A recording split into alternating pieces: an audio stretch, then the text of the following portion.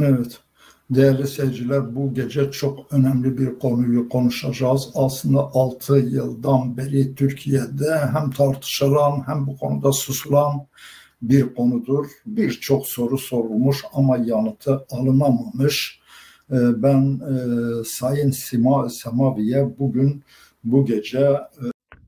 Medya PKK em gêj kirin, em kuştin serê me bir bi tecrîda li ser serokatiyê û serok xapû û serokê Newewî dibin tecrîdê de yê û tecrîdekî mutlaq wekî ew serokê tenekê Ehmed Qaramûs Ehmedê Sofî Ramo behs dikir di medya PKK de. Medya PKK bi rastî di vê xapandina hanê de roj bi roj jîna berdewam dikir. Biryara wê yê tevgera xapoçî bê xapandin jiyan di nava PKK de nabe. Jiyan di nava PKK de xem nakin. Di meha Gulanê de 2018 ez hêvî dikim hûn piçekî ev deta û dîrokê ez dibêjim hûn li cem xwe not jî bikin. Di meha Gulana 2018 de dibin manşeta Ocalanê ku bûyî Erdogancî apoyê ku bûyî Erdogancî Ocalanê Erdogancî li ser rûpela xwe ya Facebookê de wekî meqaleyekî wekî postekî min nivîsand naveroka wê de yan jî hin gelek raman min tê de behs kirin ji manşetê zaten xuya dike ku ez çi dixwazim bêjim min di wê posta hanê de got ku êdî na em çi bêjin yanî ew valahîya di navbera apo de di navbera Ocalan de û di navbera partiya wî de her ku diçe fireh dibe û êdî Ocalan bêtir dema me re li rewşa wî dinere me re dibêje ku bêtir nêzîkî AKP'yê nêzîkî Erdogan e ji PKK bêtir yanî bi qasî ku apo nêzîkî AKP û Erdogan e hew qas dûr dikeve ji PKK yanî ji rêveberîna rêxistina xwe û me hin ji ber çi ez gêhaştim vê encama hanê di wê meqaleya hanê de min rêz kirin yanî xalê ku dihêle ez bigêjim vê encama hanê. Ev kengî bû? Ev di Gulana 2018 de. Piştî wê bi salekî di 8 Gulana 2019 de dîsa bi meqaleyekî nivîsand di malpera televîzyona Sûriya de hat belavkirin navê tîtil yan jî navnîşan yan jî manşeta vê meqaleya hanê Ocalanê Erdogancî wisa axirî. Piştî salekî min dîsa eynî nerîn tê kes kir ku apo Ocalan êdî bî Erdogancî em nabêjin îtirafçî em nabêjin yanî xwe teslîmî dewletê kirî tiştê wilo wan ez e lê meyla wî nerîna wî ji mesela Kurd re nerîna AKP'yê nerîna dewletê nerîna Recep Tayyip Erdogan e ne wekî ku me em ji PKK fehm dikin di wê meqaleyê de dîsa ez behsa hin nerînê xwe dikim û hin nerîn jî ez dubare dikim bi argument û informasyonên nû di wê meqaleyê de ez dibêjim ku niha PKK perçebûnekî dijî perçebûnekî ku ji raya giştî re ne eşkere ye nayê elan kirin û serê PKK ê rasteqîne ê heqîqî niha Cemîl Bayîk ne Abdullah Ocalan e. Di wê meqaleya meha Gulanê a 2019 de bi vî rengê hanê ez nerîna xwe derdibirînim. Di 8 Adara 2024 nivîsa ewil دمها گلانا 2018 نویسا دوا د گلانا 2019 نویسا سسیا د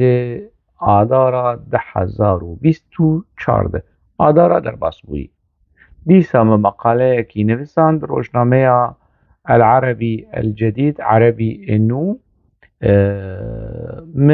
مانشيتا في مقالة تيتلا و سرنويسا و اوجلان وكي كماليستكي وكي اردوغانيستكي يعني هم كماليست ده كساياتيا خود كساياتيا كماليزم ده باريز و اردوغانيزم ده باريز كي اوجلان اف مانشيت و تيتلا مقالة بو از ديسا ده مقالة هاني ده از اشکره دکم یعنی اولو زلال دکم نرینی خوز از دبیجم کو یعنی تشتک نمایو کو پارتیا هانه هست و هستین گلی کرد بلوینه بلی وی او دروا کو او هی زیده تری yani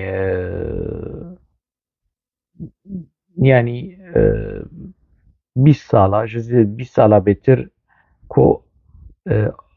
ocalan dibin işkence deyi و dibin zindana xwe de zehmetî dibîne û li ber xwe de dide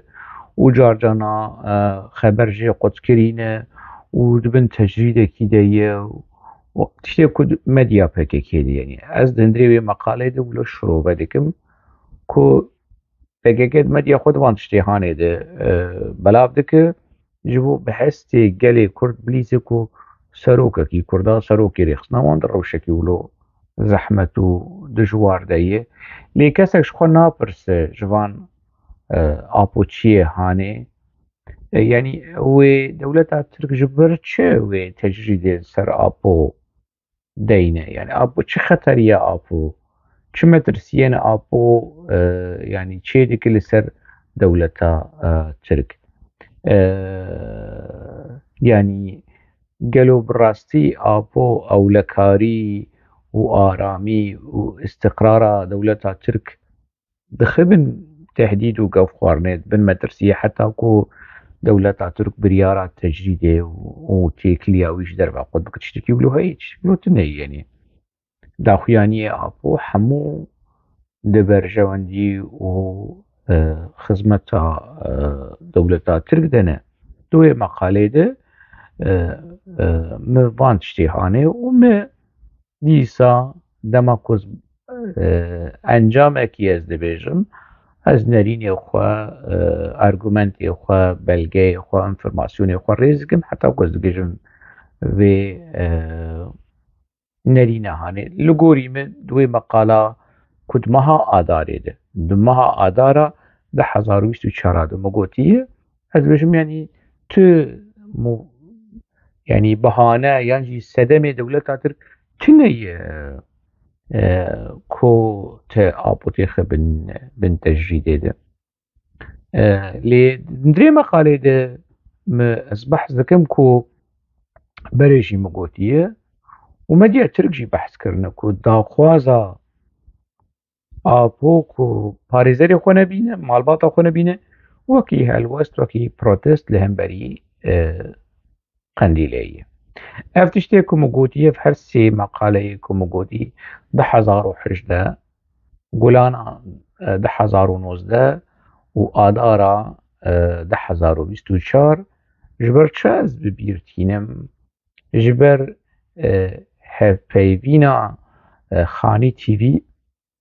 bi Abdurrahîm Semawî nivîskar û lêkolîner ji Nisêbînê û nêzîkî AKP'ye û rolek wî girîng heye di diyaloga di navbera Mîtê û PYD û PKK û apo de daxuyaniyê wî girîng ê vê dawiye bi Xanî TV re evan tiştên ku berî heqwa 100 sal yani ji 2018 heta niha 6 sal derbas bûn û ku ez dibêjim apo bîye Erdogan jî di gelek vîdyoa de di gelek يعني درفدا دا از وان نريني هان دبيجم إيرو دمها أغسطس ده نا إيرو يعني دوي مهيده حفتة درباس بويده عبد الرحمن سماوي وان نريني هان تكزدك وتشنين پر بالكش لي زيده دكو ونريني خوا بشيوكي زلال وشفاف وش خوا باور دخاني تيوي ده أشكرك هف بيبينا عبد الرحيم سماوي بخاني تيوي ره ده 22 أغسطس 2024 قالك تشتي از هناك بكرتي جور بزمان كردي وكرتي زولة نافروكا تشتيكو اف كسي هاني و ج سليم چروكا يارقود ج خاني تيوي رقود ج رايا قشتي رقود ازي بكرتي بجيزي جوار بينم بيش بريوه سليم چروكا برزكي يعني قالوا عبد الله اوجلان براستي دولة ترك ويخستي بن تجريده وناهيله بمالباتا خو بپاريزري خور تيكيلي ودانستندنه بك يا او خو ناخوازه بوان رونه بوان كونتاكت ودانستندنه بك راستي ابي مسألة يعني شي برسكي ببيرنجي هاني دكه سماوي يجي سماوي وكي تركو باكوري دويجن بچي چاور برسوي ده بيجي كو نا دولة ترك تجريد لهم بريارة تجريد لهم بري عبد الله اوجلان نسلندية عبد الله اوجلان نخسيد بن تجريده جبر شويتي خبن تجريده كاسدم چي ذاتا حمود آخویانی آپو دولة ترك عاجز ناكه يعني دولة ترك نايشينه فجبر چه كاوي بريارة تجريد لهم بري آپو ورستندن لغوري عبد الرحمن سماوي كوبشترا بناز بكن كيه اف ندركتنا آپو لسر پیشبری پارێزەری وی و مالباتا وی ئەو دبێژە ناخواست وان بستینە ناخوا مخاطبێ خوێ دەربە عینی ببیرەنگی مخاطبێ دەربە کینە مالباتاوی و پارێزەری وی و پێکەکینە لێ مخاطبی وی هندر میتو دەولەتا ترکە یعنی بوان ڕدەدۆ دستینە و دبێژە حەفتانە دوی دما و بتایبەت دوی دما داوی دانوستندن بە ئاپۆر پر بوونە هەر مەهەیە ئەگەر نە هەر هەفتە بە هەر مەهەیە یعنی دانوستندنێ ڕەسمی ئەڤ یەکی و دبێ ڕەوشە ئاپۆ باشە و بەری دەمێکی و لۆ گازن دکردژە مەعدا خۆ لێ نەها ڕەوشاوی باشە و ئاپۆ ڕادێژ مین و ئاخواردنێ و ئەو خۆ دبێژە ئەس vێت خوازم بخۆم ئەس vێت خوازم بخۆمەکی چاوە مرۆڤ دچی ڕێستۆرانتە وەکی گو چاوە مازلوم ئامەد دچی ڕێستۆرانتێکی یا زوبێر ئەیدار دچی ڕێستۆرانتێکی ڕادێژە مین و ئاخواردنێ و لێ دنەرە کاڵابێژە وێ چ خواردنێ بخۆ عینی مەسەلە ئاپۆ بڤیرنگێ هانێ یعنی نەکۆ حەبس دەولەتا ترک لەسەر وی دبێ فەردەک وەکی هەموو حەبس چییە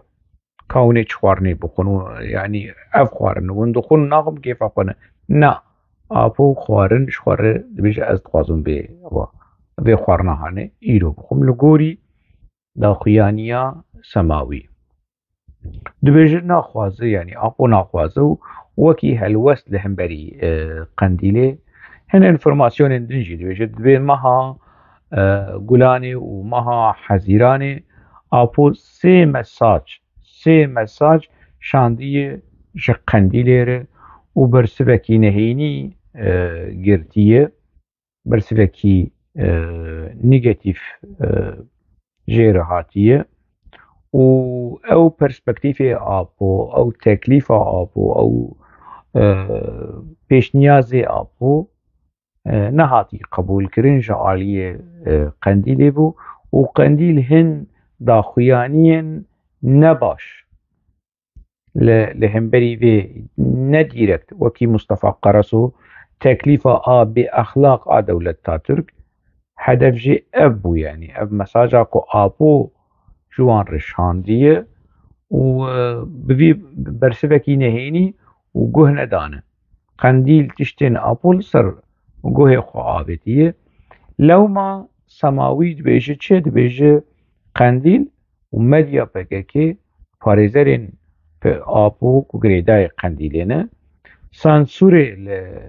li ser daxuyanî û daxwazên apۆ dikin û diguherin jî yani naveroka wê rastiya wê ji raya giştî re dernaxînin û bi vî şêwazê hanê pê dilîzin û vedişêrin û diguherin û rastiya wê nadin diyarkirin û wekî daxuyaniyekî berpirsê PKK ku Mustafa Qarasoyî dibêje yani teklîfa a bê exlaq a dewleta Tirk Abdurrahîm Semawî dibêje tekkez yani ku ev teklîf yani jî ev perspektîv yani jî ev nerîn ê apۆ ne neyê dewleta Tirkin ew kî wisa dibêje Abdurrahîm Semawî wisa dibêje ku ev nerînên ku Mustafa Qarasoy yan jî berpirsên PKK yan jî Cemîl Bayik yan jî Qandîl dibêje teklîfa bê exlaq xev teklîfa apۆyê yani û xeta destê wî û mesaj wilo resmî ji wan re çûye eger bê exlaqiyek yani ev ez dibêjim yani ne Abdurrahîm dibêje eger bê exlaqîkî dibe divan teklîfê han de hebe ne a dewleta Tirk a serokê PKK'yê helbet wê a dewleta Tirk jî be ez nabêjim ne a dewleta Tirk apۆ yani û dewleta Tirk diyaloga naberawand û li hevkirina naberawand ev teklîf ev perspektîv ev nerîn dişîne ji qedîlê re helbet ne tenê apۆ bi serê xwe naşîne lê ne tenê a dewleta Tirk e eger a dewleta Tirk bi teklîfa bê exlaq a dewleta Tirk bi apۆ şirîkê wê ji ber ku bi xeta destê wî îmzaya wî li binê wî ji ber PKK ji xwe re çawa fêm dike ew dizane dibêje yani Camer dibêje Abdurrahîm Semawî dibêje ev a apۆ bû ev perspektîfên apۆ bû ev teklîfa apۆ bû ji qendîlê re di meha Gulanê de û di meha Hezîranê ku sê cara ji apۆ teklîf çî ji qendîlê re û bersiva qendîlê ev bû teklîfên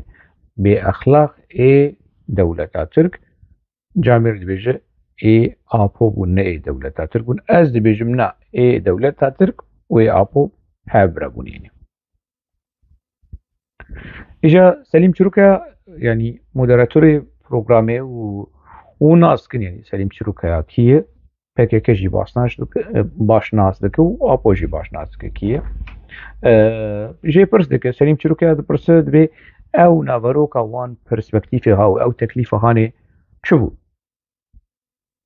temaşevanê hêja biraderê me yê apۆçî Mezlûm Ebdî Salih Mislim guhdar bikin û we guhdar kirî û dizanin hûn jî aynî wekî qendîlê li ser gelê me yê Rojavayê Kurdistanê û li ser partî û rêxistin û entelektûel û nivîskara ev rastiyê hanê vedişêrin û çîroka biborin tejrîda ser serokatî û dere û vir û derewê PKK wekî benîştê Qereçiya dicûn û wekî benîştê dara yani dicûn û dubare dikin û hingî wecûdî we vê mesela hanê genî kirî yani Selîm Çîrokaya dipirse bê naveroka wan her sê mesajê apۆ ji bo qendîlê çi bûn yani Camer jî wilo dibêje midî çi yani Abdurrahîm Semawî dibêje midî çi ye û bi detayê wê jî me dîtiye wilo bi kurtî bijî dibêje yek همو چکدارên PKK ji Tirkiye derkevin. Hêzên PKK ê çekdar ku din derê Tirkiye de hene derkevin dervayê Sînor, dervayê Tirkiye. Herêma Şengalê û herêma Qendîlê vala bû. Ev daxwazê dewleta Tirk. Hûn dizanin yanî dewleta Tirk bi bahaneya Qendîlê û Şengalê herêma Kurdistanê niha dibin dagirkerî û êdîşa dewleta Tirk de. Îro yani ez niha dema ku ez vê xelekê tomar dikim, xelek nezindiyê îro 26 Ağustosê 26 Tebaxê 2024 ez ê vê dîroka hanê ji bîr nekin. Piştre ez ê lê vegerim sibê 27. Yek naveroka vê teklîfa hanê hêzên PKK ên çekdar derkevin dervayî Sînor du herêma Qendîlê û Şengalê vala bibe ji hêzê PKK. Sisê hêzên Sûriya Demokratîk qesede ji sînorên Tirkiye û ê Sûriyê 10 kîlometr bi alî başûr biçin, bi alî hindir biçin. 10 kîlometr valahî hebe sînorên Tirkiye û Sûriye yani. Ev kî dixwaze ev apo şandî ji Qendîlê re. Ne şandî ji Mezlûm Ebdê û rêveberiya Xwelîseriya Demokratîk ji ber ku nas ke hemû kerton mertonin, hemû zarokin, hemû xulam û zilam li Cemîl Bayik dişoxulin. Apo wan muxatab nagire, apo ji kî dişîne? Ji Cemîl Bayik re dişîne. 10 kîlometre hêzên Sûriya Demokratîk çekdarên PKK, çekdarên PYD ji sînor dûr bikevin. 4 li Rojava gerek qesede û PYD û Xwelîseriya Demokratîk têkiliyê xwe bi Amerîka re bibire. Têkiliyê xwe bi Amerîka re qut bike, bisekinîne. û bi rejîma Sûrî têkeve nava diyalogê û niha êdî ew hinek diyalog dest pê kiriye û daxuyaniyê Mezlûm Ebdê jî vê mesela hanê yanî lo paralel pêre wê tekez dike û didê diyarkirin ku piçekî PYD û Mezlûm Ebdê êdî li vê mesela hanê guhdarkirin ku qediya yani. Êdî bi şiklekî ku piçekî riyê wan ava riyê wan were parastin yani xelas yani rola PKK û ev 2011 û heta niha 2024 êdî diqede şiklekî jê re bibînin, formüleyekî wilo jêr bibînin ku piçekî wilo riyê wan ava riyê wan were parastin. Şerm û fedî divê mesela hanê de nebe. Têkiliyên PKK, têkiliyê PYD û qesedê ji Amerîkiyar were birîn. Ev daxwaz jî yek ji daxwazên dewleta Tirk. Daxwazên Îraniyayî jî, daxwazên rejîma Sûrî jî lê Îranî, Tehran û Enqera û Şam di vê xala hanê de digihîjin hev. Digihîjin hev ji ber ku naz dikin ku bi rastî têkiliyên Amerîkî cidî hebe, Amerîkî wê tiştekî di Rojava de çêbikin çawa ku li Başûrê Kurdistanê çêkirin. Ne apo dixwaze, ne Tirk dixwaze, ne Îranî dixwaze, ne rejîma Sûrî dixwaze. We baş fêm kir Salih Mezlûm Ebdê, Aldar Xelî we vê mesela hanê cem we zelal ji xwe zaten ji were ne derd yani razîkirina PKK ji were derd. Ne tenê wilo apo di teklîfa apo de temaşevanê hêja temaşe bikin, guhdar bikin. Apo dibêje pêşmergên roj demekî apo baş meselê dişopîne û artêşa Sûrî a Netewî Ulusal Sûriya Ordusu wekî ku Tirk dibêjin ev grûpên çekdarên girêdayê Tirkiye apo dixwaze dibêje qesedê û pêşmergên roj û evên grûpên çekdar ê girêdayê Tirkiye النافا ارتشا سوري دجي خو بقرن وانتجري ببن يعني دوی مثلا هاني ده وحتى شد بيجي ابوج قنديل دبيجي رجب طيب اردوغان سروک کومارا ترکی گارانتی دبی مثلا هاني و دبيجي دولتا ترک نلدجي ريفبريه کی خسر لهرما جزيره نلدجي وي لدجي هيزن چکدار ای جدروای د سلاداریا سوری لوی هرما هاني بمینن و تکیلیه وان هیزن چکدار به امریکان آره بمینن دبيجي اردوغان گارانتیا و مثلا هاني ده کو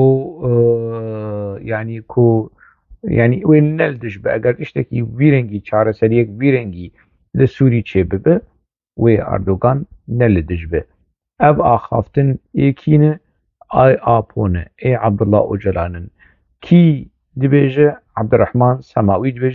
دبیجه اف آخافتن به شیوه کی فرمی اف تکلیف اف پرسپکتیف اف بریار اف نرین و ناوی وی چه دیکن بکن دمها حزيراني ودمها قولاني دتشونج قنديلير قنديلي جيجير بيجي اف تكليف دولتي اي بأخلاق تكليف دولتي بأخلاق جبو قون نافارو كافي مسألة هاني باش ناس بكن ويعني دبيجي يعني جامير دبي صوز دكو قدامي بيج دهينا وبرفرهي تشتين روشا اوجلان تيكلين اوجلان بدولتير تيكلين قنديل بدولتير وان مسألة هاني دمين بيش ده وي اشكره بك ديمكي لقولي وان داخياني هاني يعني اف دروا تجريد على سروكاتية تجريد مطلق اوكي احمد قرام وسمجي سر دوباره بكن دروا كي مطلق دروکی مزن ورکی مزن و ایدی جکسکی کنیزیکی بککی یزج ناجور بيجم اب عبدالرحمن سماوي عبد الرحيم سماوي تيكلي اوي بقنديلير بپيدير بالدولة حياتي جن اصلي بو نكارن بيجن ناج بركو عبد الرحيم سماوی 22 اغسطس ده طباخ ده اف داخیانی دا ایرو 26 حتی آنها قندیل پیده قصده مسده اجتهانه کسک جوان برسوا عبدالرحیم سماوی ندای دیمکی گوتنی جامیر حیا درجه کی باش راستن جبرکو او جیش دماغ داخل ولش خو جهكي جرم وش جهكي ولو خرد ناريني خو تشتي خوان انفرماسيوني هاند بيجي پر ولو شخباور وزلال و ديمك دولتا تركجي ريجير فكري قوتي بيش يعني او بسري خو نكار وان داخو يعني هاني ولو هاما ولو جبر خو ولو بيجي نا يعني وكي آلية كي مرة كار بيجي هنجي يعني سر دولتنا لدما دولت سری خود خوازه پیچکی اشکره بکه وی بده کی وی بده روزنامه وانه کی بده لیکولینره کی بده یکی وکی عبدالرحیم سماوی بشه کرم بکه با آخوه لسر خانی تی وی به لسر گازتی ترکابل دوره کیدن به وان انفرماسیونی هانی اشکره بکه بری لسر روداوشی درکت و یعنی کسایتی کی ناس کریه ودما اكو باخذ ديمكي هاي ويج مسألة هاي ويج قالك تشتا هاي لو ما داخذ حتى رجع إيرونا هذا بنا قنديلنا منديلنا أنا حموتش كسك جوان نقوتي كو أخافتني عبد الرحيم سماوي نراست لي آكن از هنا بيتر أجي تكذبوم كو أو تجريد ومجريد وأو تشيرو ميلو كان حمود درون تشتكي ولوتنا اف خاپاندن حتى نها بردوام دكه پیمانك كواليسيونك پیمانك نابر استخبارات تركو آبو هي يعني جي تشتين كو استخبارات ترك دولة ترك دخوازد ريا آبو ده يعني جي آلية كيد ريا بكي كيد جي آلية كيد دخوازه اف مسئله هانه لسر گله کرد پیک بینه اف مبرج يعني گمانه ما هبو دوی واری هانه ده تکلیفا دولتا ترکو کو آپو دردخین دروا نرینین دولتا ترکو آپو دردخین دروا برژیم بحث کر بو یعنی کو اگر ام روشا شاهین دونمز و یلدرم مرکید و آپو بینن بر هفدو شاهین دونمز و یلدرم مرکید دبن اشکنجه ده تسلیم بون دبن ظلم و زورا 12 ایلول ده تسلیم بون و خفروت دولته لی آپو ولو حلال حاضر وفرحات ويعني خوا وريخستني ودوزا كرد حمو فروت مجوار قوتي تماشا ماني هجا اف داخواني عن براستي جبو من نتشتكينونا اللي دماكو از بيجم ومقوتيج يعني 1011 1019 ودا آدارا 1024 ده مقوتيه قالك فيديو او نویس هذا کو آپو يعني وكي أردوغانجية كي تفدقاره نها PKK سرمد بيجرد و تو AKP حواله ميتي و تو پراج ميتي وردقره و تو نزانم سيخوري آقره تو سيخوري ميتي ناشن حالي سروكي خوي نووي نابرس نابجن أبدي أود كيجان روشده از يعني پیورامه و ارکو دلامتمه و مافیمه که اف کواليسيونا گمار و دزی آدنا برا میت و PKK و آپو از اشکره بکم تیخم من روناهیه و بکم ملک و مالی رایا گشتیا کرد اف پیورامه و پیورا آپو که برجواندین دولتا ترک بپاریزه و دو پاریز يعني مقود كو أبدا خواني هاني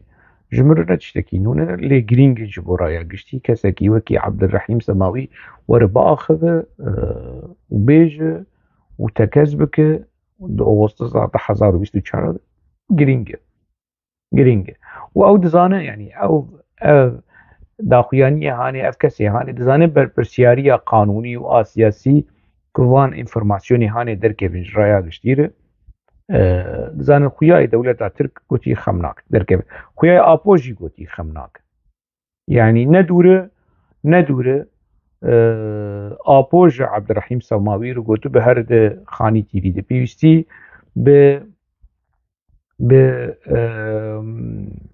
به کانال کی کردی هیه رو با انفرماسیونی هانه درکه ونیان جی آپو دخوازه بریا خانی تیوی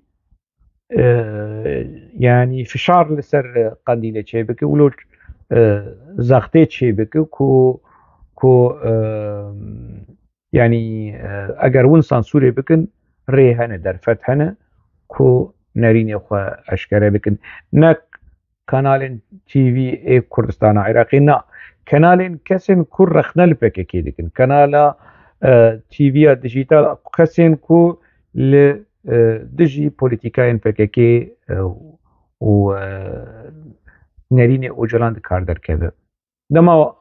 خبردان جي بو اخافتن چي بودنا برا چروكيا و سماوي ده سانسورا درباري سانسورا لسر آپو حنك بجدي يعني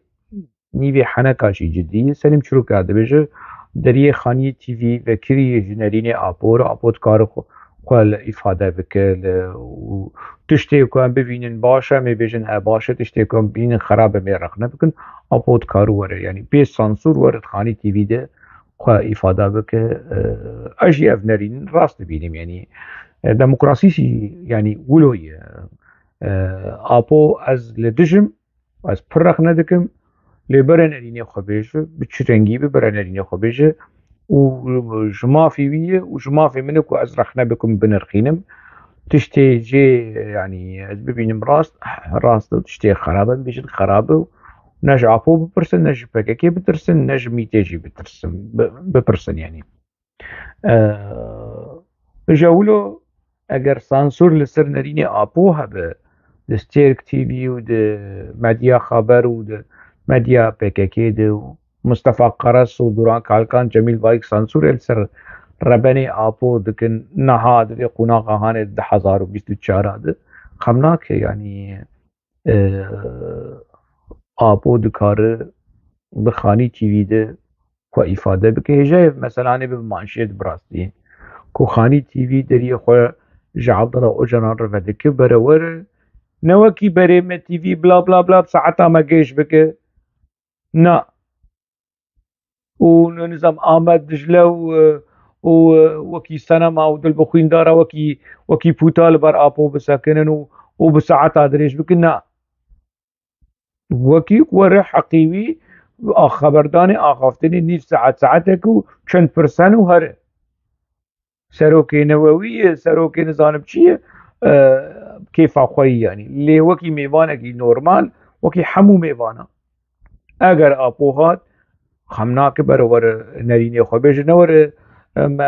سريم جيش بكو وبحصا شيروكي خوجا خو عويش وقند ونظام شبكنا ما بس تعمج في مثلا هاني كو اف داخيانيين سماوي لقوري نرينامه نولوج ولوج ريزينه نا چرا کس که دولت استندی چرا کس که آپو استندی چرا کس که میته استندی و خمناك برا واخذ برا تشتنو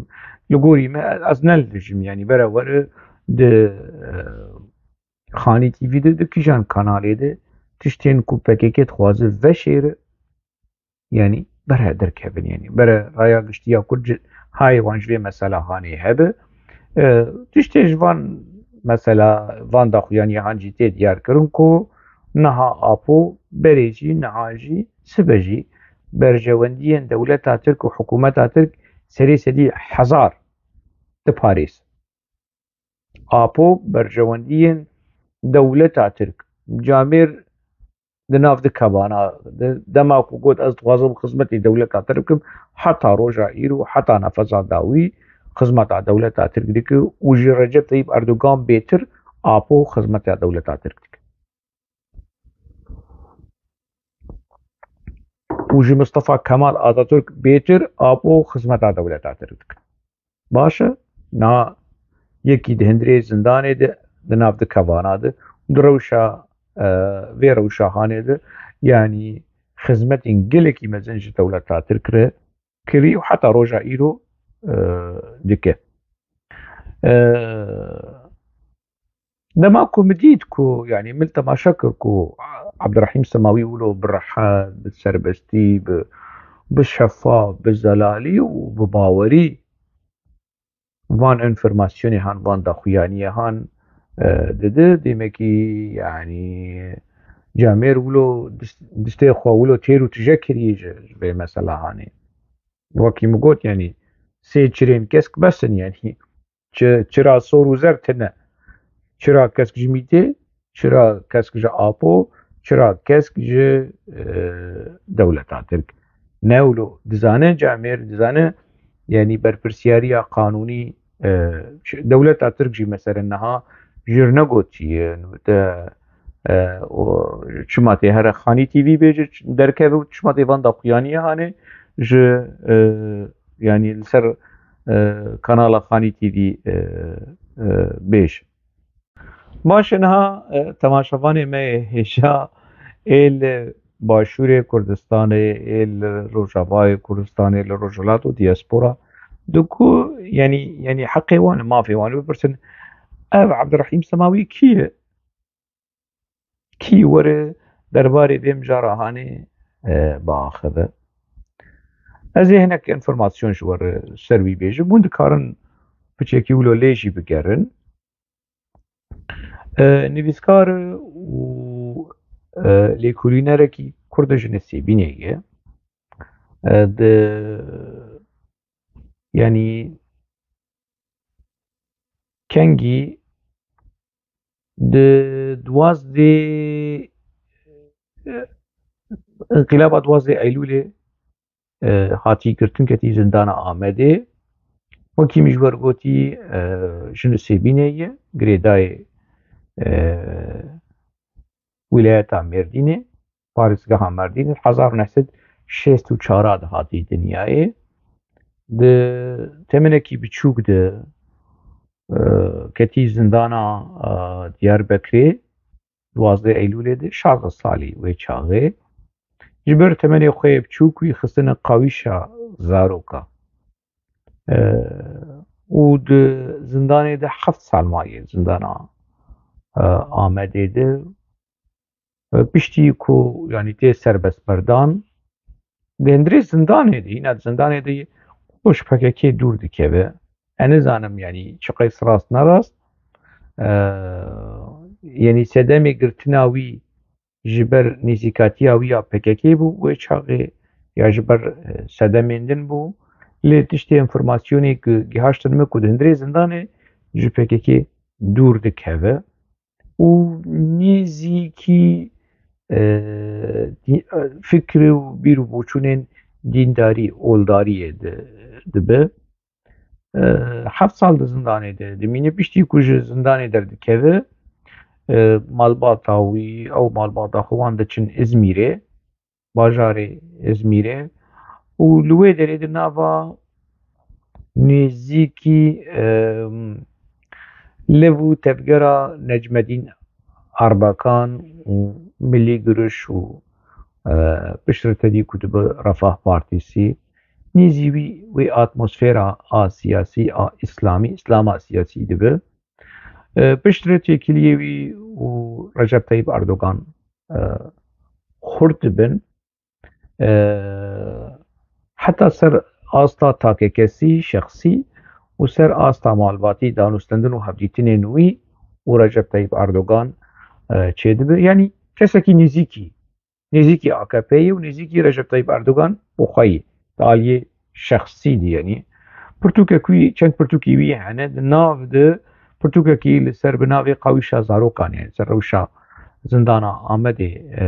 nivîsandî zindana Diyarbekirê wekî aktivîstekî hiqûqnas di saziyên civaka sivîl de xebitiye yek ji wan saziyên ku ê mafê mirovan mezlûm der tê de xebitiye niha serokê saziyekî lêkolînên stratejîk ê serokatiya wê dike û wekî rawêjkarekî wekî şêwirmendekî siyasî mere yanî kar û xebata xwe berdewam dike û wekî min ji we re gotî ku nêzîkî Recep Tayyip Erdogan e nêzîkî AKP'yê demekî bûye namzetê berendamê yan jî kandîdatê ê AKP ji bo parlamentoya Tirkî li ser lîsteya Merdînê wîlayeta Mêrdînê her wiha tiştê girîng divê mesela hanê de ku Abdirrehîm Semawî di sala 2013-2014 de wekî navbengkar yanî di navbera Partiya Yekîtiya Demokratîk PYD kuşaxê PKK'yê li Sûrî û di navbera dewleta Tirk istixbaratê Tirk de Abdirrehîm Semawî wekî navbengkarî kiriye û Salih Muslim dîtî Salih Muslim çima dema çûyî Tirkiye û ew kontakt wê qonaxa hanê de wekî moderatorê wê kontakta hanê ev Abdirrehîm Semawî bû Salih Muslim û rêveberiya PKK û PYD wî baş nas dikin piştre di diyalog û danûstandinên ê dewleta Tirk û Qandîlê û PKK û yanî di navbera Mîtê û Qandîl û Îmralî û Mîtê de rolekî wî jî heye kî ev Abdirrehîm Semawî lewma kesayetiyekî wilo yanî mere dikare jê informasyonê ku biaxive mere nas dike ku ne ji cem xwe de axive ne wilo kesayetiyekî ji rêzê ye ev informasyon derbarê wî dibikun informasyonê din jî hebin demekî یەک کەسایەتیەکی نویسکار زندانیەکی کێبن لێکولینەر دەتێکلیێن دنابەرە پەیەدێ و ومیتێدە ڕۆلاوی هەبوو دەتێکلیێن دنابەرە پێکێکی دیالۆگ و موزاکەرەیەن دنابەرە پێکێکی و قەندیلێ و ئاپۆ و ومیتێدە ڕۆلاوی هەبوو نە کەسەکیش ڕێزەی دەما کوونەها بێژە ئاپۆ کێفاوی و تەجریدا چێ و حاڵی چێ و کەنێ خۆشی بکە بێژیانی یعنی ئەف دەرەوەی هاانێ ڕەبەنێن خاپۆچی تێ بێ خاپاندن لێنە ینی نە هەموو کەس پێ تێ خاپاندن